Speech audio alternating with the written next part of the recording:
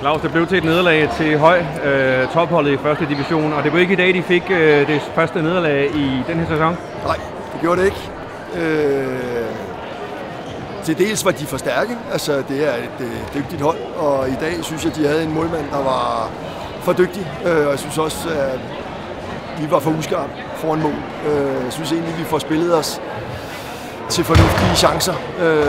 Og så ved jeg godt, at vi kan ikke score på dem alle sammen. Sådan er håndbold heller ikke, fordi målmændene må til med arme og ben, og vi må forvente, at de har nogle redninger. Men i dag synes jeg bare, det blev for meget. Og det kommer vi for langt bagefter på, og så bliver vi lidt nervøse for at spille. Og det skaber så et kæmpestort hul, som vi ikke rigtig kan komme ud af. Ja, det er lige der i starten, eller første halvdel eller anden halvleg, hvor det går ikke galt? Første halvdel af anden halvleg, der bliver hullet for stort, og det går for stærkt i forhold til, at vi ikke... også en gang, men vi ikke får skabt de store chancer. Men det er mest af alt, fordi jeg så, at vi bliver bange for egentlig at spille, fordi vi brænder. Og så bliver det noget skidt for os. Men det lykkes alligevel at få ændret lidt, selvom det er for sent, så det bliver lidt bedre til sidst. Ja, jeg synes, vi skal rose for drengene og egentlig blive ved, og vi får også spillet positiv håndbold til sidst. Og viste, at vi sagtens igen kunne finde frem til at lave store chancer. Tak for det.